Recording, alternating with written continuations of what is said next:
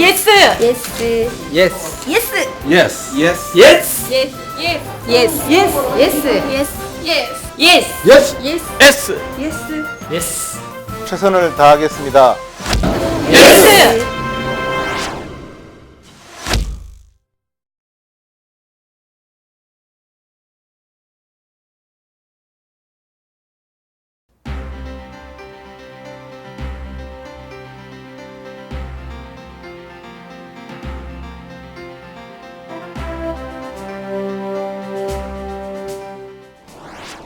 요즘 병원을 찾는 많은 할머니, 할아버지들이 무릎으로 인해서 많은 고통을 받으십니다. 실제로 수술을 하지 않는 그런 경우도 많지만 너무 관절이 닳아서 수술을 해야 되는 경우에는 인공관절 수술을 많이 시행하고 있습니다. 그러면 자료를 보면서 설명을 드리겠습니다. 지금 보시면 66세 할머니 되시는 환자분의 오른쪽 무릎입니다. 오른쪽 무릎 안쪽에 이렇게 연골이 많이 닳아서 연골끼리 다 녹고 뼈가 부딪히는 그러한 현상으로 인해서 무릎이 많이 통증이 있으면서 붓고 그리고 보행을 하기 힘든 그러한 상황입니다. 이러한 상황에는 이미 닳아진 연골을 어떻게 해볼 방법이 없으니 인공관절을 수술을 시행을 하게 됩니다. 지금 수술을 마친 상태로 위쪽과 아래쪽에 사람이 만들어낸 인공관절을 끼우고 중간 부위에 연골 대신 플라스틱 보형기가 들어갑니다. 그래서 지금 걷고 다닐 때 통증이 없는 그러한 상태로 수술을 마친 상태이고, 수술 마치고 일주일 정도면 정상적인 보행을 할 수가 있습니다. 그럼으로써 고통으로부터 해방될 수 있는 무릎의 퇴행성 관절염에 있어서는 가장 좋은 치료 방법이 되겠습니다. 과거에는 다른 방법이 없었지만 무릎의 퇴행성 관절염에 있어서 무릎 인공관절 수술을 통해서 고통으로부터 해방될 수 있습니다. 저희 예스병원에서는 2002년도 이후 약 500례 이상의 인공관절 수술을 시행하였고, 현재 9년째 한 케이스도 재수술 없이 잘 사용하고 계십니다. 무릎이 불편한 할머니 할아버지께서는 예스병원을 찾아주시기 바랍니다. 감사합니다. 예스. 예스. Yes. 예스. Yes. Yes. 예스. Yes. 예스. 예스. 예스. 예스. 예스. 예스. Yes. 예스. S. 예스. Yes. 최선을 다하겠습니다. 예스. 예, 저기 양주 예스병원 일내과 과장 김영훈입니다. 제가 담당하고 있는 것은 이제 심장, 외 고혈압 이런 순환기 계통 쪽의 질환을 치료하고 검사하는 상태입니다. 보통 순환기 질환에는 고혈압이 제일 많고 그 외에 무슨 협심증이라든지 심근경색 등 이런 심장 계통 쪽 질환들이 굉장히 많은데요. 우리가 일상생활 살면서 제일 흔히 사망하는 급사의 그런 원인 중에 하나가 그런 협심증이라든지 심근경색 같은 심혈관 질환입니다. 그래서 보통 그런 심혈관 질환 같은 경우에는 제일 큰 특징이 이제 가슴의 통증, 흉통을 주소로 내원하시게 되는데, 이런 가슴 흉통이라든지 이런 경우는 그 심장 질환 외에도 아주 다른 다양한 질환들이 많이 있기 때문에 빨리 병원에 와서 검사해보고 그런 질환들이 있게 되는 경우에는 치료를 신속하게 받아야 좋습니다. 그래서 저희 병원에서 하고 있는 거는 심전도 외에도 심장 초음파라든지 다양한 검사 등을 통해 가지고 심장 질환을 갖다 조기에 알아낼 수 있는 방법들을 많이 모색하고 있는 중입니다. 그래서 다음에 나오시는 그런 자료는 심장 초음파가 되겠는데요. 그런 심장 초음파로서 그런 흉통이라든지 이런 심혈관 질환 외에도 심장 판막 질환이라든지 선천성 심장 질환 같은 그런 심장에 발생하는 질환들을 갖다가 알 수 있게 됩니다. 자료를 한번 보시죠. 지금 보시고 계신 게 이제 심장 초음파의 동영상인데요. 지금 보시게 되면은 심장은 방이 이렇게 4개로 구성이 되어 있습니다. 좌심방, 좌심실, 우심방, 우심실. 그래서 지금 이 환자 같은 경우에는 판막 질환 때문에 이 판막이 다치지를 제대로 못해가지고 피가 역류하는 모습인데요. 예를 들어서 뭐 협심증이라든지 심근경색을 심하게 앓고 나서 나타나는 후유증 중에 하나입니다. 그래서 흉통이라든지 가슴이 답답하다든지 그런 증상들이 발생하게 되면 심전도 또는 심장 초음파를 통해 가지고 이러한 검사상에서 판막에 이상이 있는지 이런 근육들의 이상이 있는지 확인을 해보시는 게 좋습니다. 심장 초음파를 통해서 지금 이천판하고 대동맥 판막이 열리고 닫히는 모습을 볼 수 있고, 그 외에도 심장 근육이라든지 그 주변에 있는 심낭을 통해 가지고 다른 질환들이 있는지 확인하게 되시면 됩니다.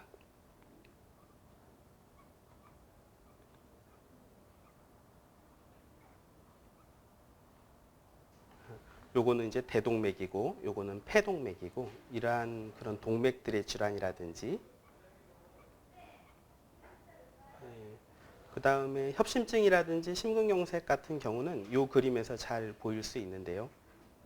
이렇게 네 군데 양쪽으로 잘 뛰고 있는 모습은 정상 심장을 의미하게 됩니다. 하지만 뭐 심근경색이 심하게 발생했다든지 그러면은 그 위치에 해당하는 동맥 쪽에서 막혀 있다든지 손상이 일어나기 때문에 이렇게 잘 뛰지를 못하게 됩니다. 네, 이와 같은 심장 질환들은 예방이 제일 중요합니다. 금연을 한다든지 체중을 줄인다든지 이렇게 콜레스테롤이 높으면 콜레스테롤 수치를 줄일 수 있는 약물을 복용한다든지 이렇게 예방적인 것들을 많이 실천을 해야 그러한 심장 질환들이 발생하는 것을 미리 조기에 방지할 수가 있습니다. Yes. Yes. Yes. Yes. Yes. Yes. Yes. Yes. Yes. Yes. Yes. Yes. Yes. Yes. Yes. S. Yes. Yes. 최선을 다하겠습니다. Yes. 예, 치매는 사람의 지적 능력과 사회적 능력이 결여되면서 나타나는 증상을 일컫는 말입니다. 흔히 이런 증상들이 나타나면서 사람의 일상생활에 혼돈이나 그 다음에 일상생활, 사회생활에 어려움을 가져올 수 있게 되면 우리가 흔히 병적인 치매라고 얘기를 할 수 있게 됩니다.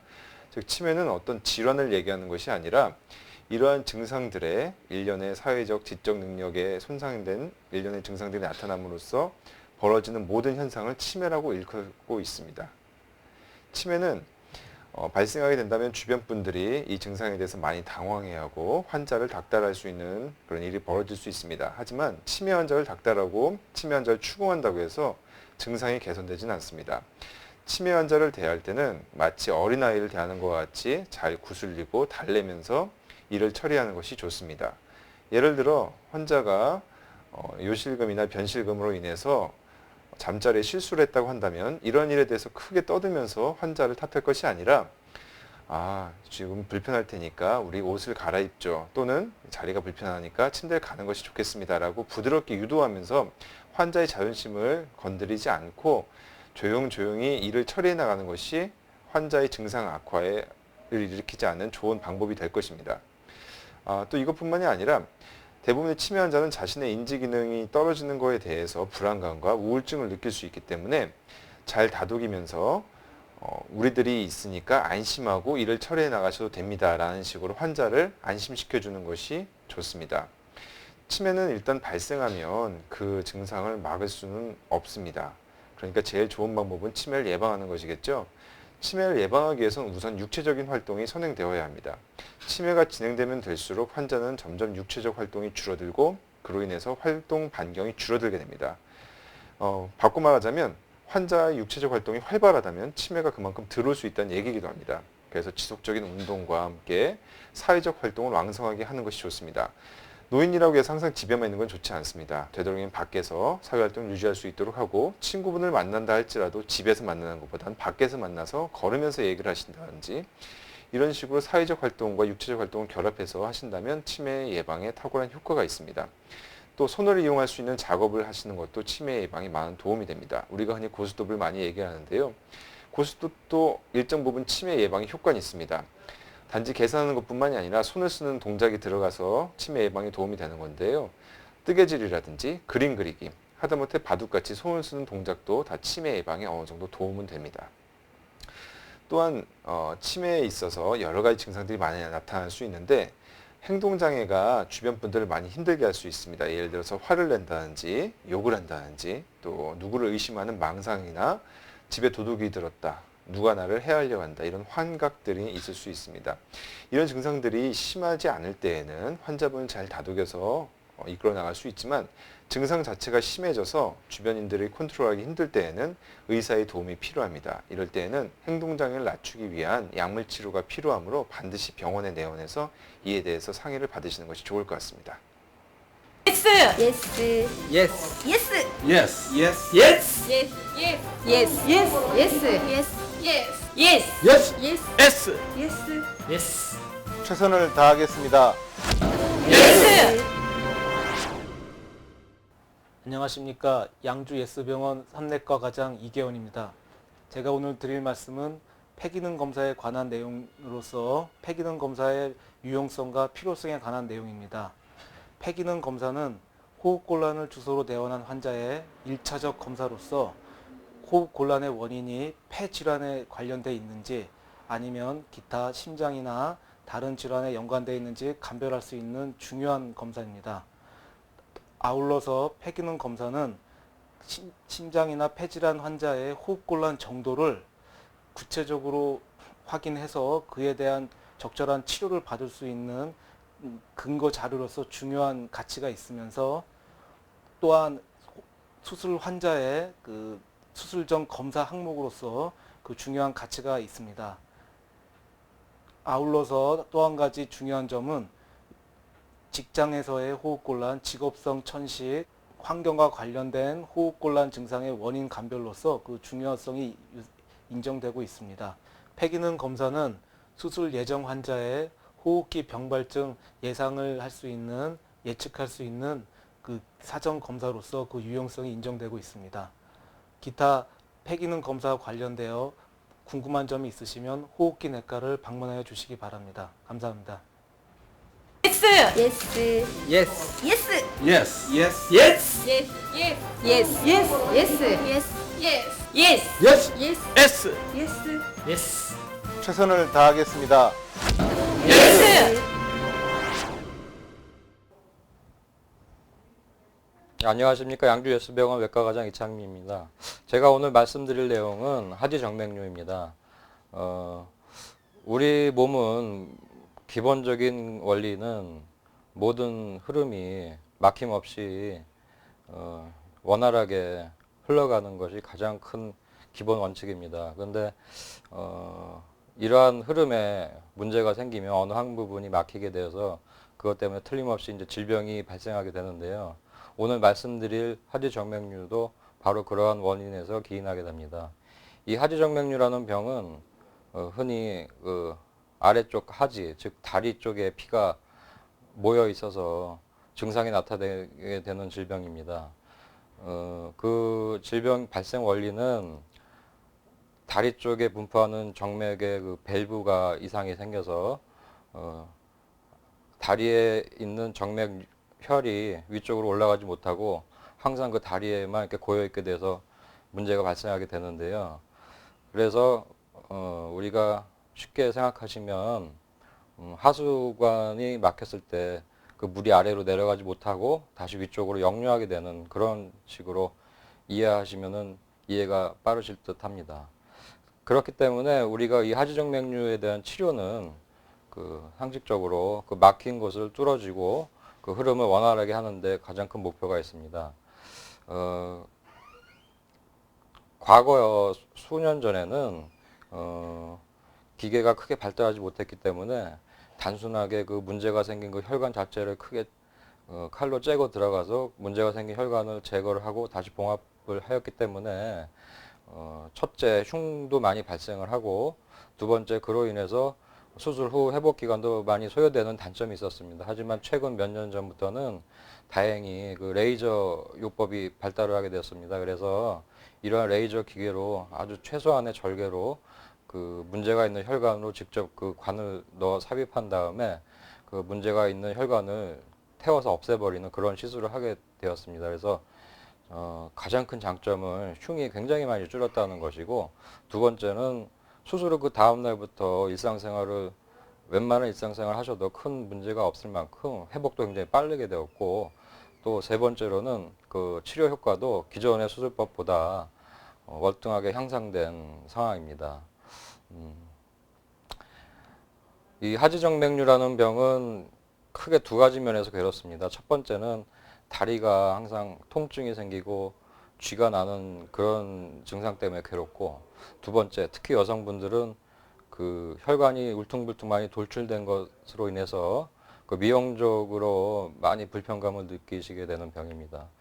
엄밀히 얘기하면 이 하지정맥류라는 병은 다른 질병처럼 이렇게 응급 치료를 요하는 그런 급한 병은 아닙니다. 하지만 이 병이 계속 지속이 되면은 점차 그 병이 악화되면서 차후에 그 다리의 심한 통증과 함께 그 정맥류 부위의 피부 괴사 또는 평생 없어지지 않는 그런 그 피부 색소 침착 등이 발생할 수 있습니다. 그래서 그러한 것들이 일단 발생하면 그때부터는 치료가 쉽지 않게 되기 때문에 어느 정도 그 하지정맥류의 소견이 있으신 분들은 조기에 병원에 방문하셔서 일단 초음파 검사 등을 시행하시고 그에 따라서 적절한 치료를 받으신다면 최근에 그 발달된 수술 기법으로 인해서 향후 수술 후에 큰 무리 없이 잘 생활을 하실 수 있으리라고 믿습니다. 감사합니다. Yes. Yes. Yes. Yes. Yes. Yes. Yes. Yes. Yes. Yes. Yes. Yes. Yes. Yes. Yes. S. Yes.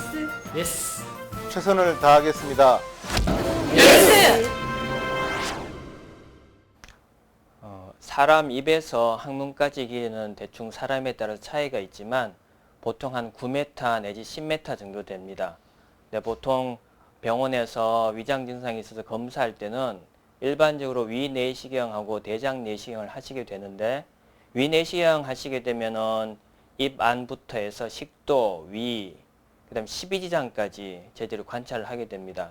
그럼 대장내시경 같은 경우에는 항문에서부터 맹장 입구까지, 그러니까 그 소장으로 들어가는 그 입구까지 볼 수 있습니다. 그래서 보통 위내시경, 대장내시경 하게 되면은 위쪽으로 한 1.5m, 아래쪽으로 1.5m에서 한 3m를 검사하시게 되는데 그 이외에 한 5 내지 6m 정도는 저희들이 보지 않습니다. 보통 거긴 소장인데 소장은 병이 드물기 때문에 특별한 경우가 아니면은 검사를 하지 않게 되고 검사를 하시게 되면은 보통 캡슐 내시경이나 소장 내시경 같은 약간 비싼 검사를 하시게 되고 그런 경우에도 충분히 조직 검사나 다른 시술이 가능하기 때문에 요즘 많이 하는 추세에 있습니다. 여러분들이 보통 대장 검사나 위 검사를 하시게 되면 일반적으로 제일 흔하게 듣는 얘기가 혹이 있다는 얘기입니다. 혹은 일반적으로 의학적인 용어로 이제 용종이라고 불리게 되는데 용종은 크게 두 가지로 나눌 수가 있습니다. 일반적으로 양성 용종이라고 해서 암이 아닌 경우와 악성 용종이라고 해서 암인 경우가 있는데 암이 아닌 경우도 크게 정식성 용종이나 염증성 용종 같이 아무리 오래돼도 암으로 변하지 않는 안전한 용종이 있는가 하면은 이게 한 5년 내지 10년 정도 지나가면 암으로 발전할 가능성이 있는 그런 선종 같은 것도 있습니다. 그래서 보통 병원에서 혹을 떼자고 하는 것은 대부분 다 선종인 경우가 됩니다. 선종 같은 경우에는 한번 혹을 떼고 난 다음에는 보통 1년 내지 2년 있다가 다시 한번 추가적인 검사를 해서 완전히 제거가 되었는지 아니면 또 다른 혹이 생겼는지 검사를 하게 됩니다. 그래서 만약에 1년 내지 2년 후에 다시 검사를 하게 되셔서 다시 혹이 있으면은 계속 추가적인 검사를 하셔야 되고 만약에 혹을 떼고 난 다음에 추가 검사에서 특별한 혹이 보이지 않는 경우에는 안심하시고 한 수년에 한 번씩 검사를 하셔도 무방하시겠습니다. Yes. Yes. Yes. Yes. Yes. Yes. Yes. Yes. Yes. Yes. Yes. Yes. Yes. Yes. Yes. S. Yes. Yes. 최선을 다하겠습니다. Yes.